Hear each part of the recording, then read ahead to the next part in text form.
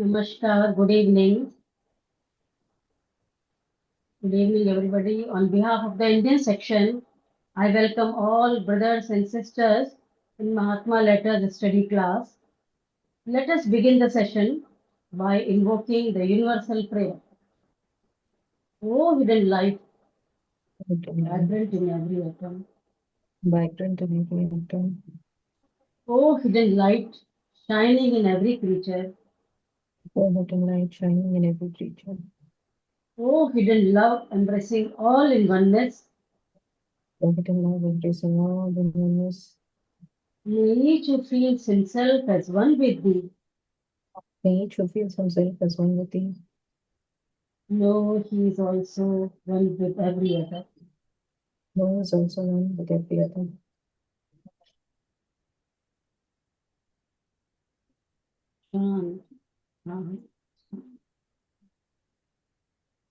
Our today's speaker is Sister Vimal Balachandran ji.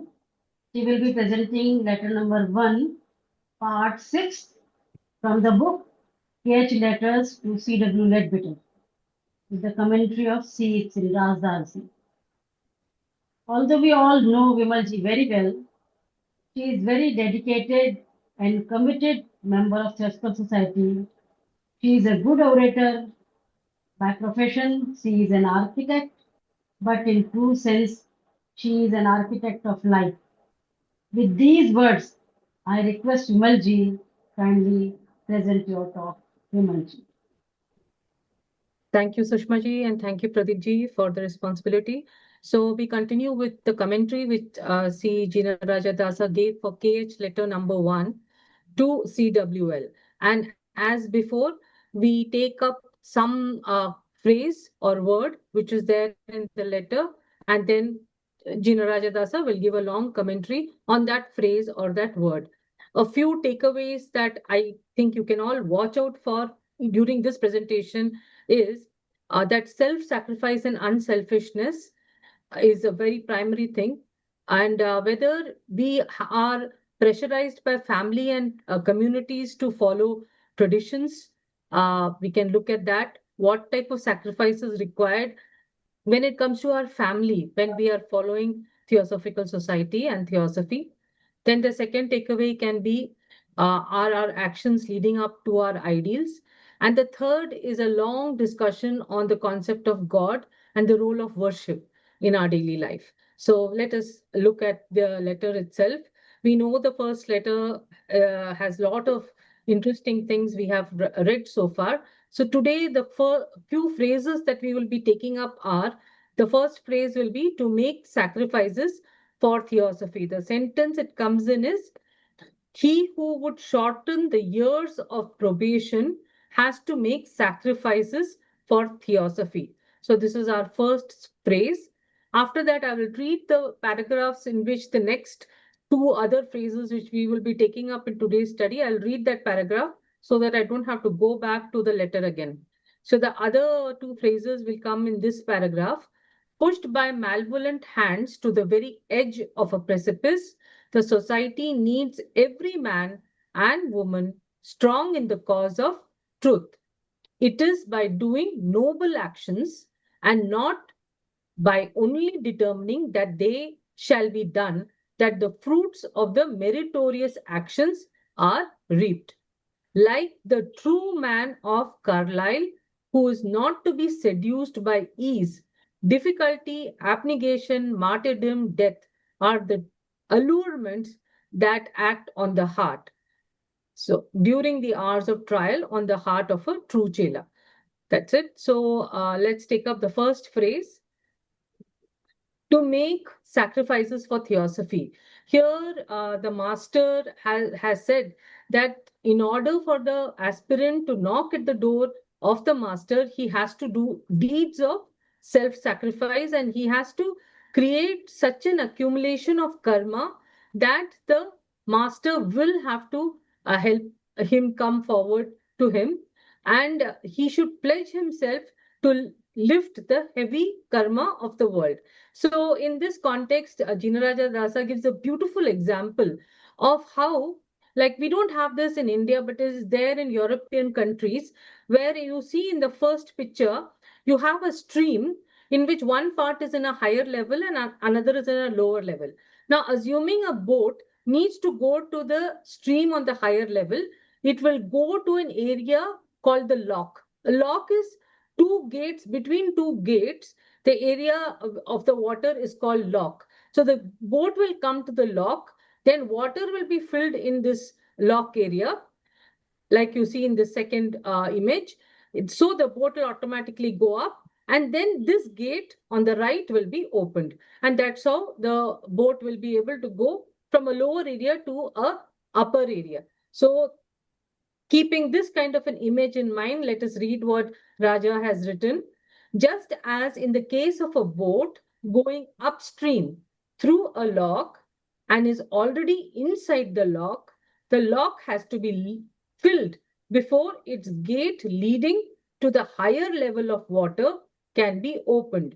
So, similarly, the aspirant must have created a sufficient force of karma before the gates which lead to the entrance to the path will open. So, in symbolically, there are two things he's saying, that you have to raise your vibrations to the level of the master's plane, and also your good karma will only open the doors leading to them. So, two things are being said. So, sacrifices have to be made for that. So, he continues to say, it is by sacrifices of various kinds involving discomfort, suffering, renunciation, etc., in a noble cause that the idealist increases his stock of good karma. Now, after this, Raja will discuss a different line about sacrifices. So he says that nowadays, that is, this book is written in 1941, but he's talking about 1880s, when people were not very enthusiastic or not sure about the society. So he says at that time, when people entered the society, it was a sacrifice in a way to enter the society, because see what he says in his words is, about the 80s of the last century, in many countries except India, for a man to be a theosophist was to be considered a little mad. And in some Christian lands where fanaticism was still alive, to quote, persecution. So now he says that all this has changed. Of course, now people don't persecute anybody to join theosophy. But in the beginning, it was like people were given bad names when they were joining the society. But he says, even now, in countries in Latin America, South America, such as Southern Mexico, Cuba, also Dominican Republic, and other parts of South and Central America. He says that even now, that those areas are the places where Catholicism is very popular, is the main religion, and that is really against theosophy and does not allow theosophical society, so even speakers, to project their views or spread their knowledge. So much so that Raja says that in some cases, the women members of the church were threatened with religious penalties if they attended my lectures, that is his lectures. So he says that there was such a strictness wherever there was Catholicism in these countries. And if you look at what these countries are like, sorry.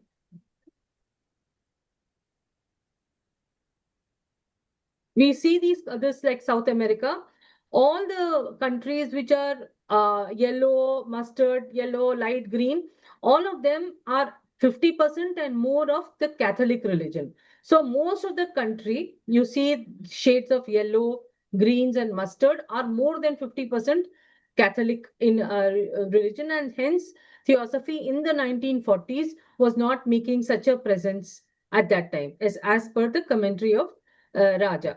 And so also the countries which are between South America and North America, which is Mexico and all these other smaller countries, Costa Rica, Panama and all, also showing that kind of a tendency. So that is shown in yellow over here, for example, which has this country called Panama. If you see my arrow on the right, it is between around 60%. Yellow is 60% of Catholicism. So here, these type of countries where there was Catholicism more being practiced, it was difficult for theosophy to enter, but where there was Protestantism, which is another sect in the Christian religion, it was more easier.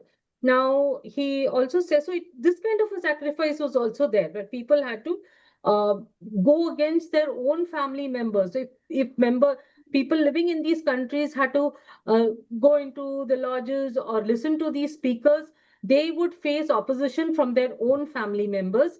And in this context, he says that Jesus Christ had said in Palestine concerning opposition, that when which an earnest seeker may meet, a man's foes shall be they of his own household. So in these countries, especially, their family members itself turn against the persons seeking the truth or seeking the knowledge of theosophy. So here he says, here KH also has, he quotes KH in this aspect, that when this kind of a sacrifice has to be made, where you have to go against the trend of an entire country, an entire community, what is required? So Master KH has said in this context, he who damns himself in his own estimation and agreeably to the recognized and current code of honor to save a worthy cause may someday find out that he has reached thereby his loftiest aspirations. So, what does this mean? It means that if you, even though you know your lower mind will tell you that going against all this is going to create a lot of problem for you, but yet you are going against a general trend of your country's religion or your family's tradition, you will one day get that effect of following your highest loftiest aspirations in the quality of the mind that you will develop. So then master says, selfishness and the want of self-sacrifice are the greatest impediments on the path of adeptship.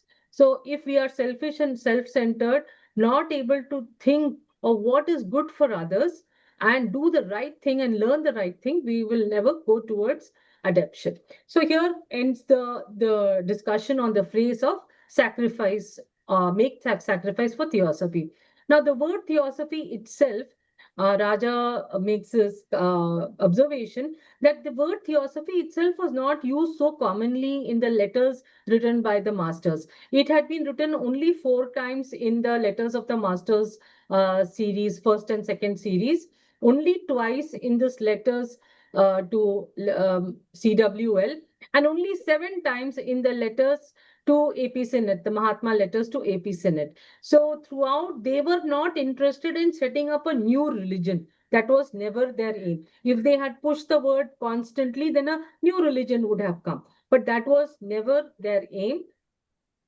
It was not their aim. Their aim was to set up a, a, a sort of force for universal brotherhood. That was their main aim. Another observation that Raja makes here is the word theosophy is not written in capital letters. What is the reason for that is because the word is a Greek word coming theos and Sophia, meaning divine wisdom, as you all know. In Greek language, as well as you know, in Devanagari and in Sanskrit, there is no concept of capitalization of letters. So that is why the word theosophia or theosophy is not written in capital. And this is a small observation that he has made. And then he continues to say that what is the purpose of the society's work. So this is the second phrase. Now, the third phrase that we are looking at is, it is by doing noble actions that we get the attention of the masters. That is what was the rest of that line. The emphasis which the master makes upon the word doing, it is by doing. That is, the emphasis the master makes upon the word doing by underlining it is a sharp reminder that the time for dreaming, hoping, and planning is over. In a letter to Miss F. Arundale, he describes how beautiful and unselfish dreams have a higher origin than the mind of the lower self. So here he's referring to this letter number 20 written to Francisca Arundale, which is a very good letter for us to go back to, in which he says that just dreaming about the society's work being spread and doing nothing about it has no use at all. Then he says, the master says, Good resolutions are mind-painted pictures of good deeds, fancies, daydreams, whisperings of the buddhi to the manas. So this imagination we have to develop of what we can do for promoting all this knowledge, all this studies. There are many people have done it already. People are doing it. For example, if you just take in today's era, what is going on, how people are digitizing all the literature online. So you find such a lot of literature now available freely online, which somebody has done it. It's not all the society's work. Individuals are doing it. Individuals on their own are doing it. So how did they think? They thought, and because of that, you see the information, the knowledge is being spread out very beautifully because of some people's that imagination that okay, this is what I can do.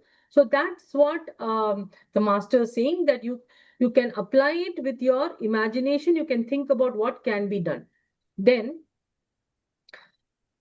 he quotes a person called Thomas Carlyle, who says, "The end of a man is an action and not a thought." For immediately after that, there is, okay, so the end of a man is an action and not a thought. He's quoted a person called Thomas Carlyle. So basically, the gist of it is that we have to put our ideas of propagation of theosophy into action. That is necessary, is what here we are talking about. Now, finally, we go to the last quotation, which is going to take most of today's study, which is this phrase called "like the true man" of Carlyle. Now, Carlyle, let us, before we understand this phrase itself, who is this person who's quoting it? The person who's written this phrase, which we'll be studying in a little while, is a writer called Thomas Carlyle, and he wrote a book called On Heroes, Hero Worship, and the Heroic in History. It is a collection of 6 lectures delivered in 1840. And in this, it was published in 1841, in which Carlyle argues that the history of the world is largely the history of the great men who acted as leaders, teachers, and inspirations, and the hero worship is a natural, essential human instinct. So, what he's saying here is, in fact, if you go through that, it's available, this book. I went through a part of it, the part from which this quotation is taken. The quotation is taken from the part called the prophet as a hero. And in that part of the book, it is about the story of the Prophet Muhammad, and the part talks about his struggles and how difficult his life was and how heroic he was in his struggles. So here, the theme of this whole book written by Thomas Carlyle is that every uh, category of human being, whether he be a writer, for example, Shakespeare, or whether he be a warrior like Napoleon, or whether he be a prophet like this thing, he takes different like Muhammad, he takes different categories of people and shows their heroic qualities. So here, uh, what Raja starts with is, he says that Master KH had this wonderful quality that he was very well read and he would often quote from various literature. He quotes from The Light of Asia, he quotes from this poem by Christina Rossetti, "Does the Road Wind Uphill All the Way?" Many of you must have heard that. Now, the quotation that today we are going to discuss is a quotation from this person I just told you about, Thomas Carlyle. What is the quotation?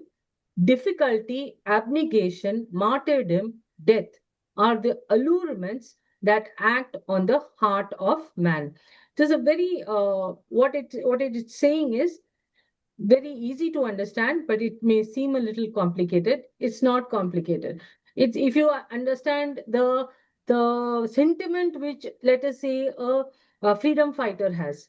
What is his allurement? What is his attraction? He has an idealistic notion of the freedom of, let us say, of India, and he, in a way, he knows that he has to sacrifice his life. So he has the allurement of death itself. He does not mind the pain, the difficulty of that, because that is the main that may be an attraction for him to do an act. So he says in this that people think that people do heroic action only for some reward, for some pleasure, for some fame, but that is not true at all.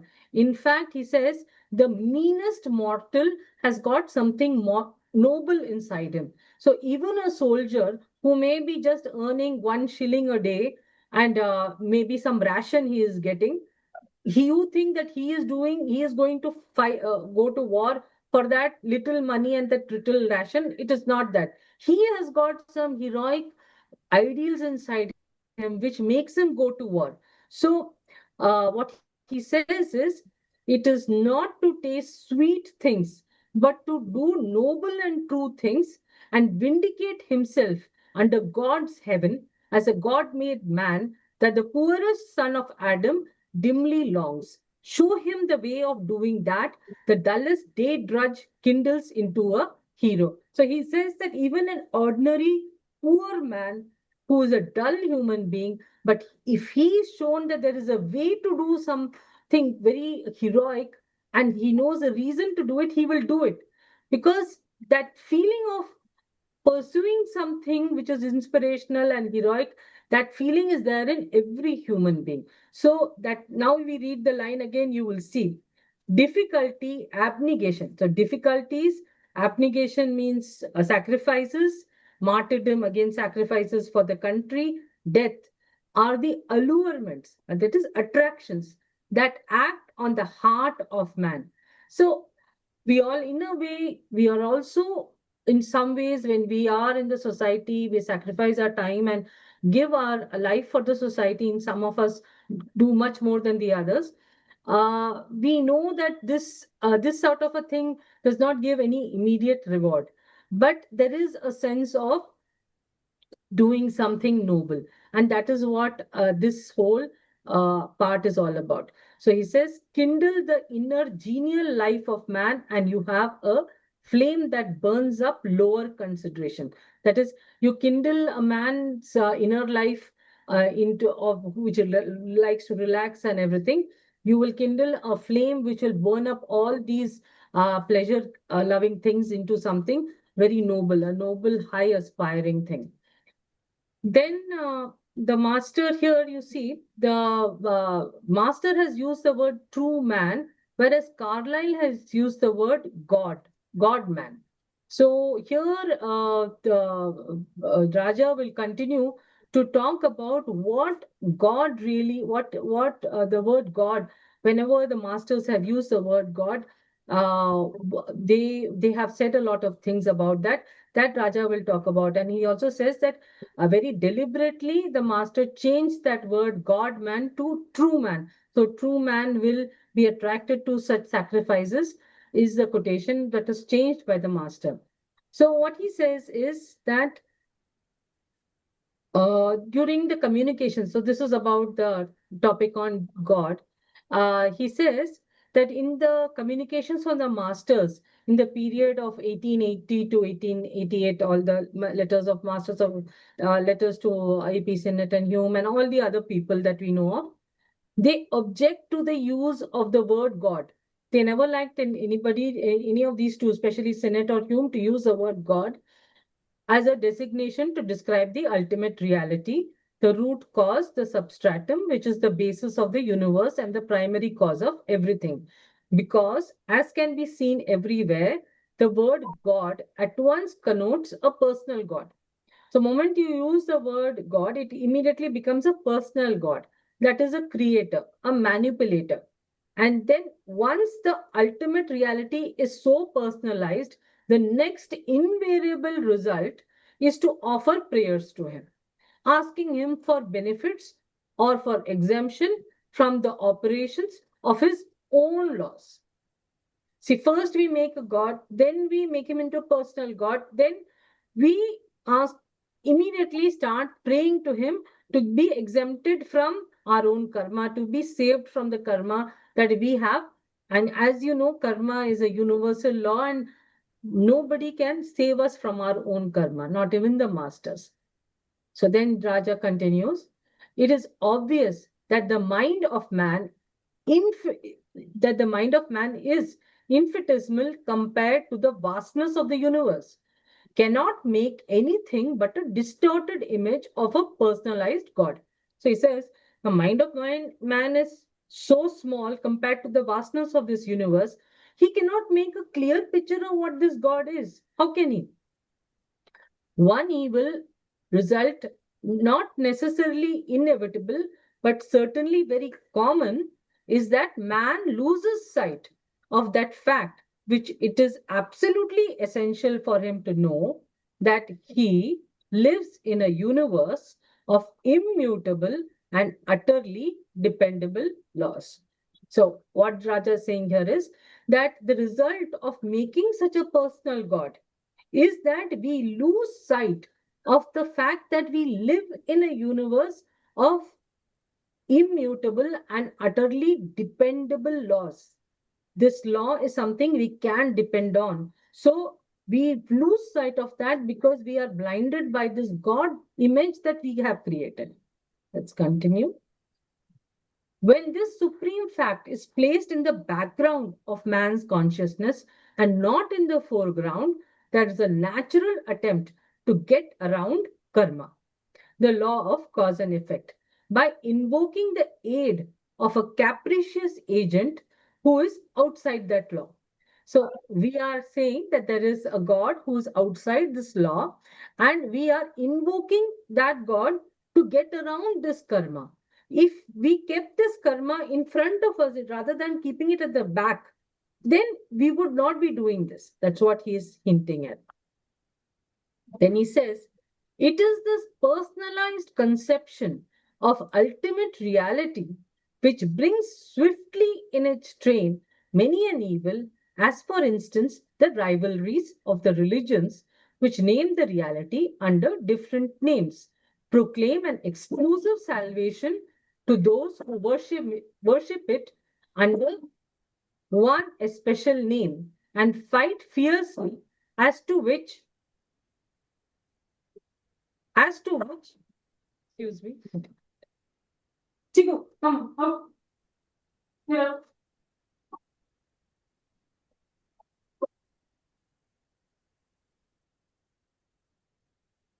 No, no.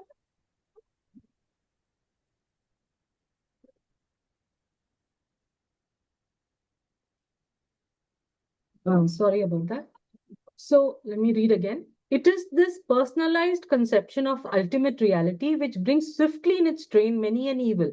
For instance, the rivalries of the religions which name the reality under different names, proclaim an exclusive salvation to those who worship it under only one especial name, and fight fiercely as to which is the one and only true God. So obviously, what he's saying is that religions start fighting against each other because they think that ours is the God. Each one is saying ours is the God which actually works, which actually will provide salvation. Now, if you look at the present situation of the number of people in the world who believe in God, it's still a very, very high number. So this is a statistic that I've just pulled out, in which the least, where the percentage of people who believe in God in the least percentage is in the countries which follow Buddhism to a large extent, or they're communist. For example, Japan is just 4%. If you see the bottom of where I'm pointing in the arrow, China is just 9%. Then you have South Korea, and then after that it's Europe, which is a lot of more of. They seem to the Europeans appear to be in this business of researching and learning. So you find a lot of people studying Hinduism also in these countries. But as you go to India, you have 56% people believing in the concept of God. In America, it's 70%. In countries like Brazil and Turkey and Indonesia and all, Indonesia is going to 93%. So this problem or this issue of depending on a higher authority that thing has not changed from the 1940s when Raja had written this article. Even now, we are still with that same sort of problem that we currently face. So let us continue reading the commentary. He says, should, however, the reality be so concretized and personalized and a natural, 1 minute, and a natural spring in the human heart Should, however, the reality be so concretized and personalized, a natural spring in the human heart is to worship him. But with a worship come priesthoods, ceremonies which may assist the soul in worship, or in other hand may cramp and limit the soul in worship.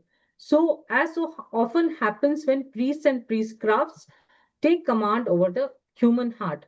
On this point, the great adept known as the Maha Chohan declared once. Now, what he's saying here is that he is quoting the Mahachohan's letter, and he's talking about how the various religions with their authoritative figures have taken over this whole aspect of God and made so many difficulties for human beings. So now he is going to quote, and I am going to read the Mahachohan's letter to you without commenting on it, only because I think it is very good to read these portions of the Mahachohan's letters, and we all may have read it many times, but it's good to read it again. So I will just read it out to you.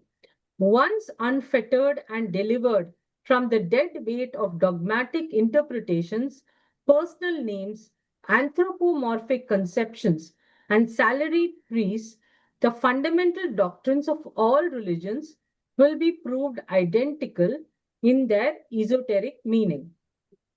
Osiris, Krishna, Buddha, Christ will be shown as different names for one and the same royal highway to final bliss dash nirvana.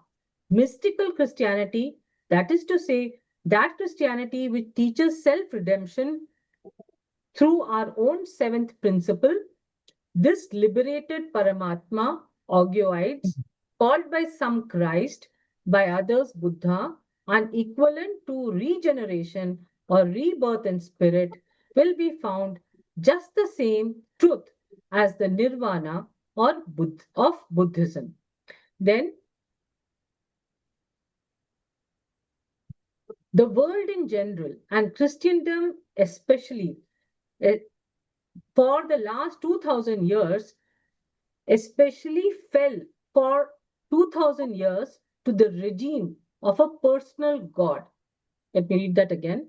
The world in general and Christendom especially fell for 2000 years to the regime of a personal God, as well as its political and social systems based on that idea has now proved to be a failure. So we know this was written in the 1880s, and how beautifully the Mahachohan has written. So now let's read what he says, what Raja has commented on this. He actually he continues the Mahachohan's letter further. Let's read that. As we find the world now, whether Christian, Muslim, or pagan, justice is disregarded and honor and mercy both flung to the winds. In a way, how, seeing that the main objects of the TS are misinterpreted by those who are most willing to serve us personally, are we to struggle with the rest of mankind with that curse known as the struggle for life, which is the real and most prolific parent of most woes and sorrows and all crimes? So, again, this is something we have all read and contemplated a lot about. Then let's continue reading. Why has that struggle, that is the struggle for life, become the almost universal scheme of the universe? We answer because no religion, with the exception of Buddhism, has hitherto taught a practical contempt for the earthly life, while each of them, always with that one solitary exception, that is Buddhism, has through its hells and damnations, because Christianity talks about hell, the Muslim religion talks about hell, not so much the Hindu religion, has through its hells and damnations inculcated the greatest dread of death. Therefore, do we find that struggle for life raging most fiercely in Christian countries and most prevalent in Europe and America. It weakens in the pagan lands, that is India and Southeast Asia, and is nearly unknown among Buddhist populations. Teach the people to see that life on this earth, even the happiest, is but a burden and delusion, that it is but our own karma, the cause producing the effect, that is our own judge, our savior in future lives, and the great struggle for life will soon lose its intensity. I think you'll all agree it's very nice to read it. So now, after this, the commentary continues in which Raja says that Master Serapis Bey used to use this word, may God's blessings be on you. We have seen that when he wrote letters to Colonel Olcott. We saw that in the when we studied those letters. So he says that it is not that the masters did not use the word God's blessings. So in that context, Raja is now commenting about the two streams of Hindu philosophy, one headed by Shankaracharya, who headed the Advaita Darshan, and Ramanujacharya, who headed the Vishishtadvaita Darshan. So the difference between the two is only one. While Advaita talks about the ultimate reality as an impersonal principle, the Vishishtadvaita talks that there is, yes, this ultimate reality and the impersonal principle, but it has a personal God, even though that impersonal principle is also there, but the personal God is also there. So it adds that quality of the personal God. So then Raja says the non-dual pure Vedanta represented by Shankaracharya asserts the illimitable, unsurpassable divinity of that principle, the very essence of being, bliss, and intelligence. But that is not different in nature from the human soul, or to put it accurately, the soul and that separate the soul appears to be when it functions as an embodied being. So this we know about what Advaita talks about, but what Ramanujacharya says, Raja continues, but the philosophy of Ramanujacharya insists that while the soul and that are ever one, nevertheless, there is an aspect of the absolute, which is the personal God, which the soul can worship forever and ever after liberation, while still united to that. This philosophy asserts the complete identity of soul with God, yet with a difference. So, this is a small commentary where he is gone into this difference between Advaita and Vishishtadvaita and the aspect of praying. Now, he further then compares this to Buddhism. He says, the answer which Buddhism makes to this intricate and lofty problem has been given accurately by Edwin Arnold in his Light of Asia. In the opening verse, with which he introduces the first sermon preached by the Buddha after enlightenment.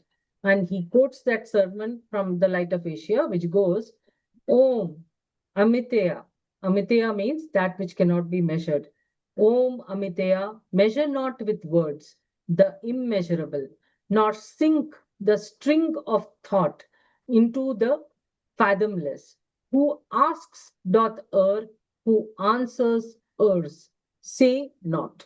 What does this mean? Do not measure with words what is immeasurable. Okay. Do not sink into the fathomless. That is, don't sink into this ocean which has no depth.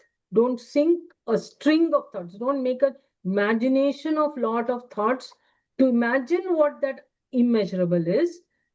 Those who are asking are making a mistake about it, and those who are answering are making a mistake about it. Say nothing.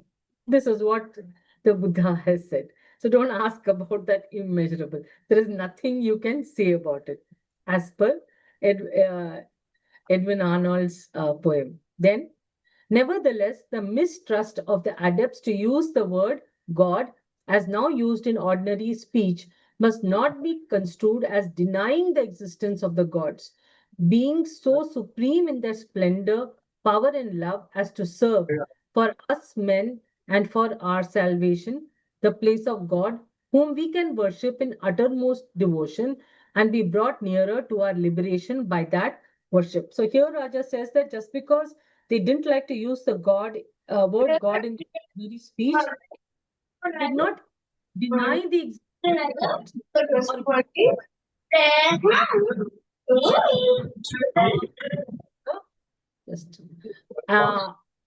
beings of splendor and power. So they didn't deny that such beings existed. They also suggested that when we worship such beings, we come nearer to our liberation. Then finally, Raja comments on this.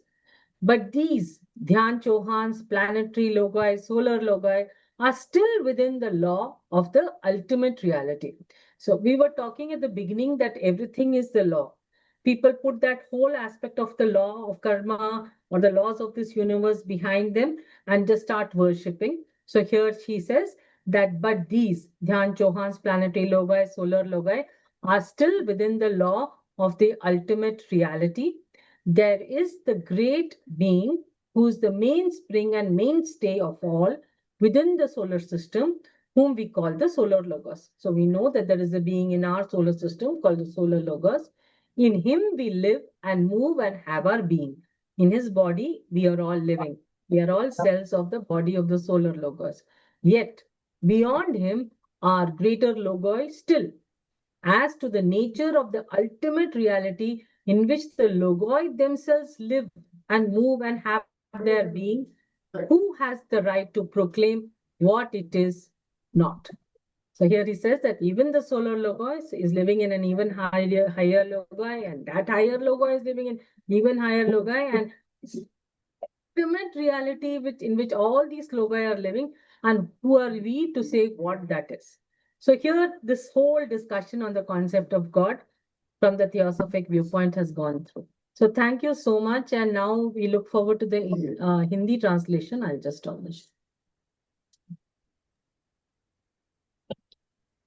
Thank you, Umalji, for your presentation. It was very clear and excellent your presentation. Now I am going to present Hindi translation. आज हम महात्मा KS द्वारा CW लेटरबेटर को लिखे गए पत्र के 6th part का अध्ययन कर रहे हैं, जिसकी कमेंट्री श्री जिनराज राजे द्वारा लिखी गई है। ऐसे तो मैंने पूरा हिंदी अनुवाद किया है, लेकिन उसमें कुछ सामान्य जो ऐतिहासिक वर्णन है उसको प्रस्तुत नहीं करूंगी, और जो महत्वपूर्ण वाक्यांश हैं, जो फ्रेज हैं, मैं उनका जो है हिंदी अनुवाद में प्रस्तुत करूंगी। इस भाग में जो पहला वाक्यांश है, थियोसॉफी के लिए त्याग करना, to make sacrifice for theosophy, महात्मा इस तथ्य की ओर संकेत करते हैं कि गुह मार्ग यानी ऑकल्ट पाथ पर प्रगति केवल विद इन इन्वर्टेड कॉमा केवल व्यक्तिगत योग्यता और उस दिशा में किए गए प्रयास का ही परिणाम हो सकती है। आकांक्षी को आत्म बलिदान के कर्मों द्वारा गुरुदेव का दरवाजा खटखटाना होगा। उसे अच्छे कर्मों का इतना संचयन करना होगा जिससे वह प्रमाणित कर सके कि वह आम लोगों की भीड़ से अलग है, और इससे वह सिद्ध कर सके कि उसने संसार के भारी कर्मों के बोझ को थोड़ा कम करने का संकल्प लिया है। और श्री जिनराज दास जी इसकी कमेंट्री लिखते हैं। वो कहते हैं ठीक उसी तरह विमल जी ने बहुत पीपीटी के माध्यम से बहुत अच्छी तरह से जो है उसको एक्सप्लेन किया है। और यहाँ पर जैसे जी जिनराज दास जी कमेंट्री करते हैं कि ठीक उसी तरह जैसे धारा के विपरीत दिशा में जाने वाली नौका जब नहर के बंद हिस्से यानी लॉक्ड एरिया के अंदर होती है, तो ऊंचे जल स्तर वाले दरवाजों को खोलने से पहले नहर के बंद हिस्से यानी लॉक्ड एरिया को जल से भरना पड़ता है, जिससे नौका का तल ऊंचा हो जाए। उसी तरह पथ के प्रवेश द्वार खुलने से पहले साधक को पर्याप्त मात्रा में अच्छे कर्मों का बल संचित करना होगा, क्योंकि किसी महान या श्रेष्ठ कार्य के लिए एक आदर्शवादी व्यक्ति को कष्ट, दुख, बलिदान आदि विभिन्न त्याग करने पड़ते हैं, तभी उसके जो है उत्तम कर्मों के भंडार में वृद्धि होती है। अब दूसरा शब्द है कि आजकल थियोसॉफी के संबंध में क्या विचारधारा है। आजकल थियोसॉफिकल सोसाइटी से जुड़ने या उसके आदर्श के लिए काम करने हेतु त्याग का विचार विचित्र लगता है, लेकिन अब थियोसॉफी के विचारों का इतना प्रभाव हो गया है कि वर्तमान में अगर कोई श्रेष्ठ जीवन की खोज करने वाला व्यक्ति किसी के साथ जोड़ने का निश्चय करता है, तो उसे बहुत कम त्याग करना पड़ता है। और इस संबंध में जो ईसाइयों की क्या जो है अवधारणा है, इसका उल्लेख भी श्री जिनराज जी करते हैं। वो कहते हैं ईसाई देशों में कट्टरपंथियों के अनुसार थियोसॉफिस्ट होने का अर्थ उत्पीड़न का शिकार होना है। यद्यपि ब्रिटेन, ग्रेट ब्रिटेन, यूरोप और भारत में ऐसा नहीं है, लेकिन लैटिन अमेरिका के देशों में ऐसा है, क्योंकि वहां पर जो है कैथोलिक विचारधारा ज्यादा प्रचलित है। और लैटिन अमेरिका के कौन कौन से देश है उसको भी विमल जी ने, लैटिन अमेरिका में दक्षिणी और मध्य अमेरिका के जो देश हैं उसमें उसका ग्राफ भी विमल जी ने बहुत अच्छी तरह से जो दिखाया है। अब हम देखते हैं कि श्री जनराज दास जी अपने अनुभव के आधार पर जो थियोसॉफी और की विचारधारा है उसका इन देशों में कितना जो विरोध हो रहा है, वो अपने अनुभव के आधार पर कहते हैं कि पोप पादरियों ने हमेशा थियोसॉफी को, प्रचार को कभी प्रत्यक्ष रूप से और कभी अप्रत्यक्ष रूप से जो है उसको रोका है। और यदि चर्च की महिलाएं मेरे व्याख्यान में शामिल होती थी तो उन्हें धार्मिक सजा की धमकी दी जाती थी। और पोप ने तो आधिकारिक तौर पर फिलोसफी पर गंभीर विरोधी प्रतिबंध भी लगा दिए थे। और एक सेंटेंस बहुत इंपॉर्टेंट आता है कि जीसस क्राइस्ट ने कहा था कि, और इसके संबंध में पहले जीसस क्राइस्ट कह चुके थे, जो आज चर्च जो कार्य कर रहे हैं वो कहते हैं कि प्रतिवर्ष 1 महीने में वर्जिन मेरी के माध्यम से ईश्वर से यह प्रार्थना की जाती है कि वह संसार को थियोसॉफी से बचाए। उक्त देशों में सत्य के जिज्ञासुओं को थियोसॉफी से जुड़ने के लिए वास्तविक त्याग की जरूरत होती है। इन देशों में सत्य की खोज के लिए थियोसॉफी और थियोसॉफिकल सोसाइटी से खुलकर जुड़ना एक त्याग का कार्य है, क्योंकि लैटिन अमेरिका में कई पुरुषों और स्त्रियों को अप्रत्यक्ष उत्पीड़न का सामना करना पड़ता है। जैसा कि भी मैंने कहा था कि फिलिस्तीन में ईसा मसीह ने जो कहा था वो आज भी सत्य है। उस विरोध का सामना, यानी थियोसॉफी के लिए त्याग हेतु उस विरोध का सामना सच्चे सत्य की खोज करने वाले व्यक्ति को करना पड़ेगा। मनुष्य के शत्रु उसके अपने ही परिवार के लोग होंगे। फिर यहाँ पर गुरुदेव कहते हैं कि जो त्याग करता है वह स्वयं एक दिन जानेगा कि त्याग से अपनी सर्वोच्च आकांक्षा तक वो कैसे पहुंच गया है।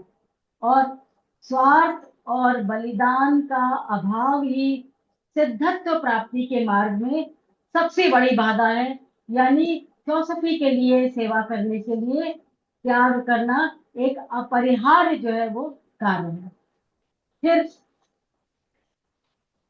इसके अतिरिक्त श्री दिलराज दास जी अपने अपनी व्याख्या में थियोसॉफी शब्द के संबंध में कहा है कि बहुत रुचिकर तत्व है कि जो महात्माओं ने इतना वृहद थियोसॉफिकल साहित्य लिखा है उसमें थियोसॉफी शब्द का प्रयोग बहुत कम हुआ है। श्री दिलराज दास जी कहते हैं कि मेरे द्वारा संकलित 2 पुस्तकें, letters from the master of wisdom, में थियोसॉफी शब्द का 4 बार प्रयोग है एवं 2 बार लेडबिटर को लिखे इस पत्र में ही आया है। उल्लेखनीय है कि the Mahatma letters to AP Sinnett, जो महात्मा एम और के एच ने लिखे थे एपी सिनेट को, बहुत बड़े पत्रों का संग्रह, उसमें थियोसॉफी शब्द का उल्लेख सिर्फ 7 बार आया है। और सिद्ध महात्माओं को पत्र को पढ़कर यह स्पष्ट हो जाता है कि नामकरण में नॉमेनक्लेचर का महत्व नहीं है, बल्कि सत्यता एवं सिद्धांत का महत्व है। अब जो है वो थियोसॉफी में जो टी लेटर है उसके संबंध में श्री जिनराज दास जी व्याख्या करते हैं। इस प्रस्तुत पत्र में 2 बार और दूसरे पत्रों में 3 बार गुरुदेव ने थियोसॉफी के टी लेटर को स्मॉल लेटर में लिखा है। हमको यह जानना है कि जैसा विमल जी ने भी बताया, इसको हाईलाइट किया है कि संस्कृत लिखने में प्रयुक्त देवनागरी या और भारत की किसी भी स्क्रिप्ट में, लोकल स्क्रिप्ट में जो है वो बड़े अक्षरों का यानी कैपिटल लेटर का कोई प्रावधान नहीं है। वास्तव में जो थियोसॉफी शब्द है ग्रीक भाषा का, उसमें इस भाषा में बड़े अक्षर यानी कैपिटल लेटर होते ही नहीं है, या प्रारंभ में सभी अक्षर कैपिटल होते होंगे। तो ये थियोसॉफी के की लेटर के संबंध में व्याख्या की है। अब एक उल्लेखनीय तथ्य यह है कि थियोसॉफी के संविधान में थियोसॉफी शब्द का उल्लेख नहीं है। थियोसॉफी क्या है इसकी भी कोई आधिकारिक ऑफिशियल डेफिनेशन नहीं। इसके संबंध में गुरुदेव उत्तर देते हैं कि थियोसॉफी का कार्य, थियोसॉफिकल सोसाइटी का कार्य मुख्य रूप से कोई पूर्व निर्धारित जो है, यानी कट एंड ड्राइड जो है वो दर्शन को बताना नहीं, बल्कि सार्वभौमिक विश्व बंधुत्व का भाव स्थापित करना है। इसीलिए थियोसॉफी की परिभाषा इन थियोसॉफी के ग्रंथों में नहीं दी गई। अब दूसरा वाक्यांश आता है, यह नेक कार्य करके ही संभव है। It is by doing noble action. इस वाक्यांश से, इस फ्रेज में करने यानी डूइंग को अंडरलाइन किया है, इसको रेखांकित किया है, इस पर जोर दिया गया है।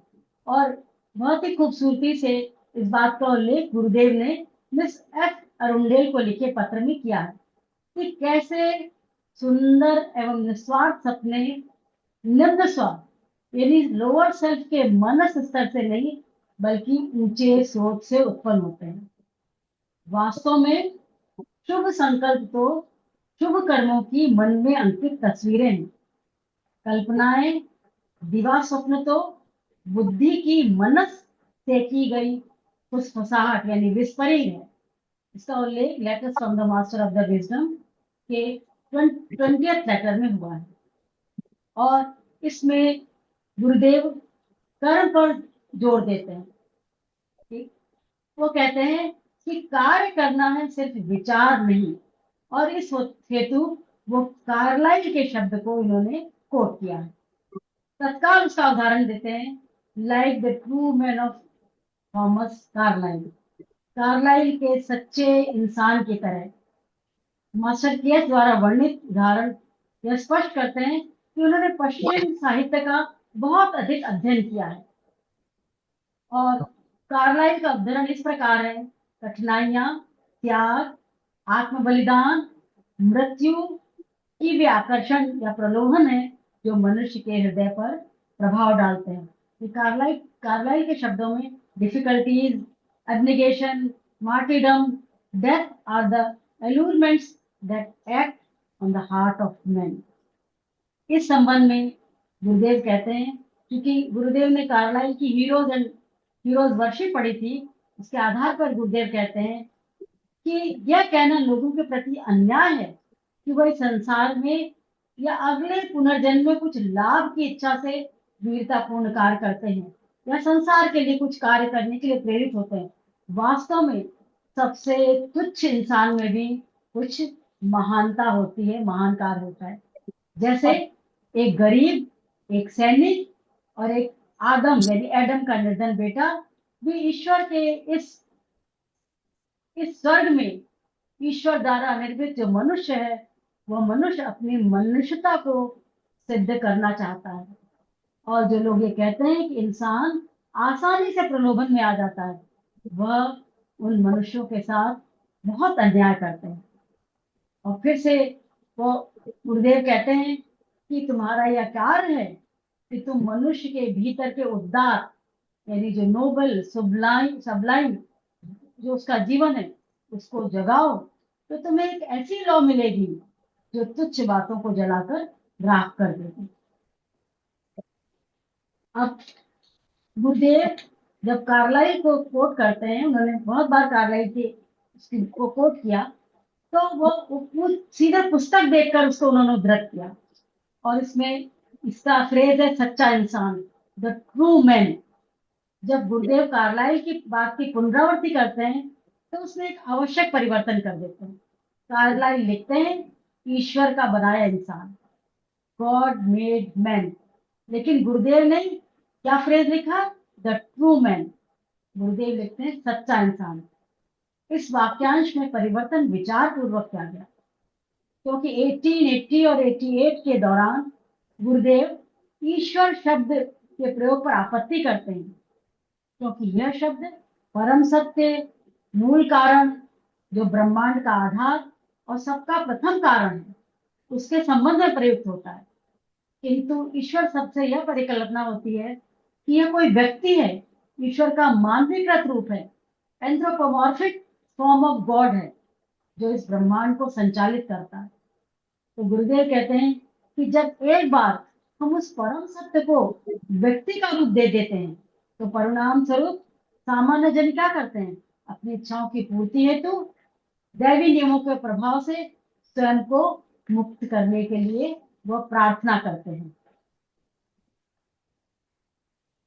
अब फिर गुरुदेव कहते हैं कि इसका परिणाम क्या होता है कि मनुष्य यह भूल जाता है कि जिस ब्रह्मांड में वह रहता है वह ब्रह्मांड अपरिवर्तनीय, इम्यूटेबल और जो है वह पूर्णतः विश्वसनीय यानी अटरली डिपेंडेबल लॉज से संचालित होता है।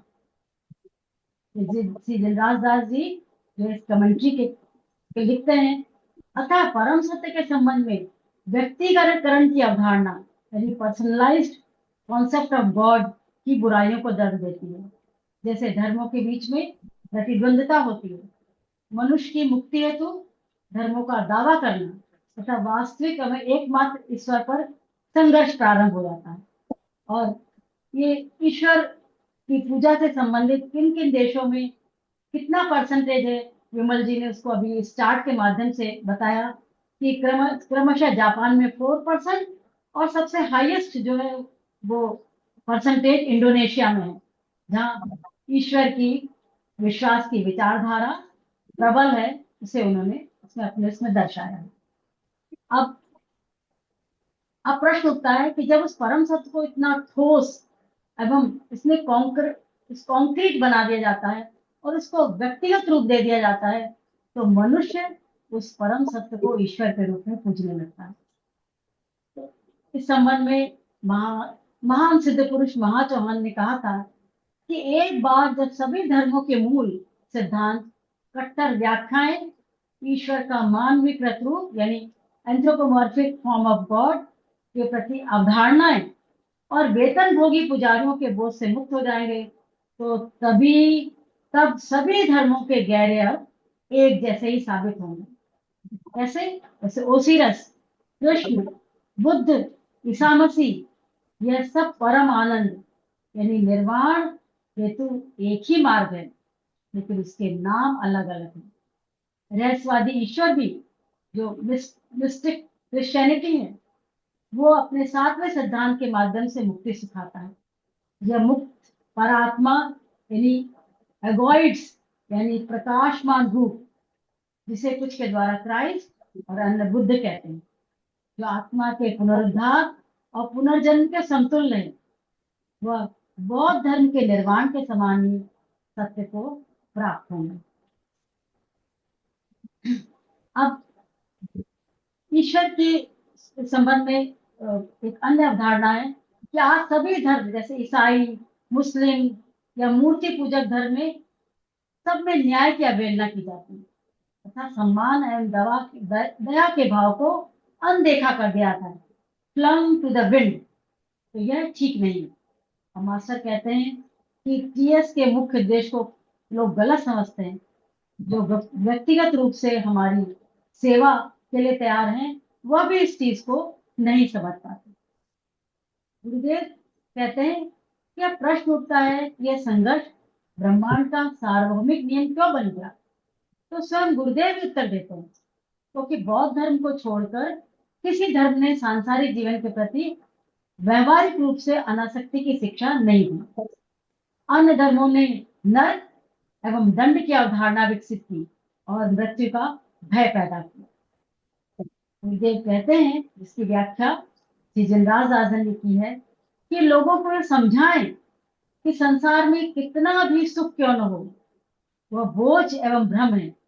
और सबसे इम्पोर्टेंट बात जो फिलॉसफी में कही जाती है, केवल हमारे कर्म ही कारण है, कॉज है, जो परिणाम यानी रिजल्ट उत्पन्न करते हैं, वही कर्म हमारे न्यायाधीश हैं एवं भविष्य के जन्मों में हमारे उद्धार करता है।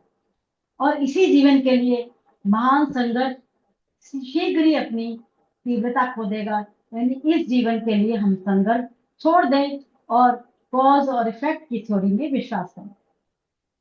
लेकिन गुरुदेव यह नहीं कहते कि कोई ईश्वर नहीं, कहते हैं ऐसा कथन तो बिल्कुल निम्न भौतिकवादी की ओर ले जाता है और जो उनके दार्शनिक विचारों के विपरीत है।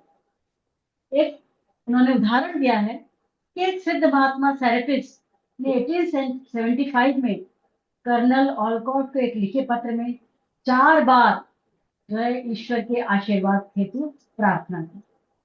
और इस संदर्भ में जो है वो श्री जनराज दास जी, जो हिंदू फिलोसफी के 2 महान जो है वो दार्शनिक हैं, जो शंकराचार्य और जो रामानुजाचार्य, जो क्रमशः अद्वैत फिलोसफी और विशिष्टाद्वैत फिलोसफी के प्रवर्तक हैं, उनकी देखिए क्या विचारधारा है ईश्वर के संबंध में। इस परम वो कहते हैं परम सत्ता यानी अल्टीमेट रियलिटी को निरपेक्ष अवैयक्तिक सिद्धांत यानी एब्सोल्यूट इम्पर्सनल प्रिंसिपल के रूप में समझा जाए, या ऐसे सिद्धांत के रूप में जो अपनी निरपेक्षता को जो खोए बिना वैयक्तिक ईश्वर यानी पर्सनल गॉड का रूप भी दिखा सके। इसके अतिरिक्त जो रामानुजाचार्य का दर्शन है वह इस तत्व को मानता है कि आत्मा और वह दैट यानी कैपिटल में लिखा है हमेशा एक है, क्योंकि परम तत्व का एक पहलू वैयक्तिक ईश्वर यानी पर्सनल गॉड भी है और आत्मा मुक्ति के पश्चात भी उसकी पूजा कर सकती है। यह दर्शन आत्मा के ईश्वर के साथ पूर्ण पहचान पर जोर देता है, फिर भी एक अंतर के साथ। अब प्रश्न सी दिलदास जी कहते हैं कि यह सब विवाद क्यों उत्पन्न हुए। वो कहते हैं कि उक्त दर्शन से भिन्न व्याख्या बौद्ध धर्म में मिलती है। बौद्ध धर्म ने उक्त समस्या का समाधान प्रस्तुत किया और जिसका उल्लेख एडविन ऑर्नोल्ड की पुस्तक लाइट ऑफ एशिया में मिलता है। और इसके इंट्रोडक्शन में ओम अमिताय वह जिसे मापा नहीं जा सकता, इनमेजरेबल, अतः विचारों की डोर से उस अथाह यानी फैदमलेस में मत डूबो। जो प्रश्न करता है वह गलती करता है और जो उत्तर देता है वह भी गलती करता है, कुछ मत कहो। क्योंकि संस्कृत शब्द अमिताय का अर्थ है जिसे मापा ना जा सके। अंत में गुरुदेव कहते हैं कि फिर भी सिद्ध महात्मा द्वारा ईश्वर शब्द का के प्रयोग पर अविश्वास तो देवताओं के अस्तित्व से इनकार के रूप में नहीं समझा जाना चाहिए।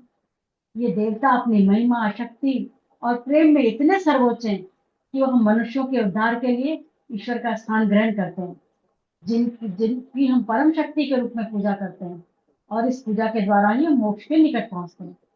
यह सभी ध्यानी चौहान, प्लेनेटरी लोगोई, सोलर लोगोई परम वास्तविकता के नियम के अंतर्गत है। एक महान सत्ता है जो सौर मंडल में, सोलर सिस्टम में सभी का मूल स्रोत है, आधार है, जिसे हम सोलर लोगोस कहते हैं।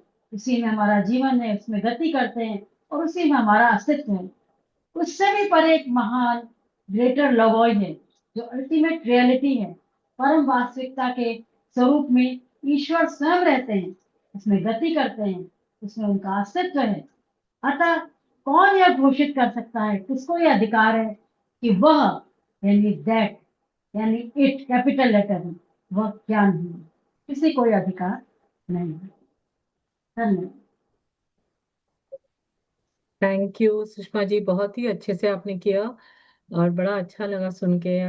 बहुत सारी चीजें जो मैंने मिस कर दी थी वो भी आपने बोल दी, तो मेरे लिए तो आसान हो गया। तो thank you so much. And I see Shinde ji is there. Would you like to say something?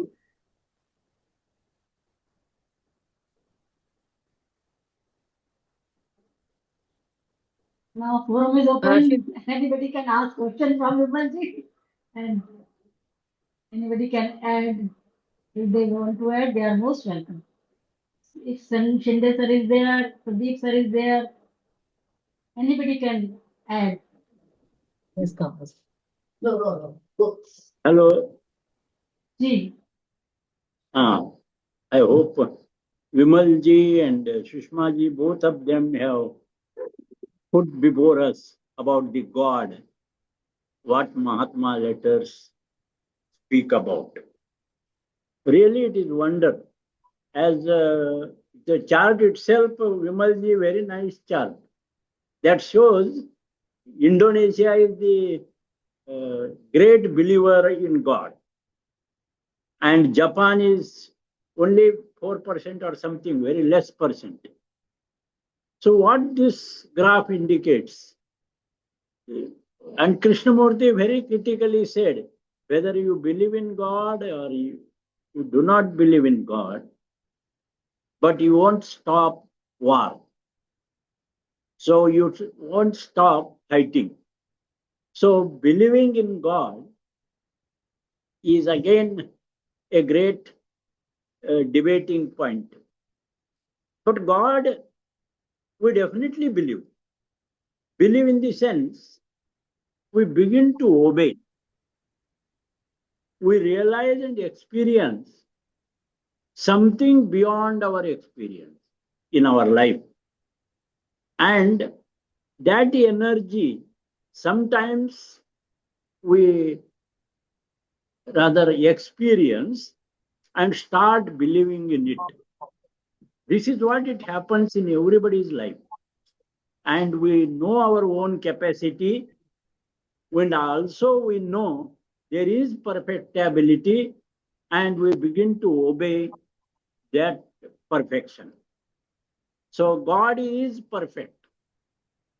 That is what we define, and that is what we believe. As Theosophists, we don't believe in God, but we believe in perfection. We can become perfect, we can become the master, because it is in our heart. And heart is the source from where the God originates. So if we meditate in the heart, that gives us the real concept of God.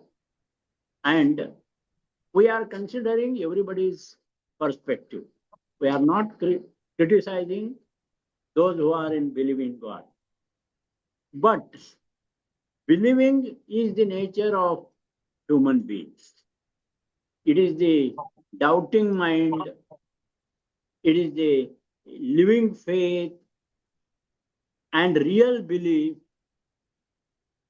guides us. And therefore, believing is not bad. And that is what we can learn from these letters. And Vimalji has explained very well. I liked those charts, etc. Thank you, Vimalji. Thank you for Thank you, sir. explaining. Thank you, sir. Thank you for attending and giving your valuable comments. Yes. Thank you.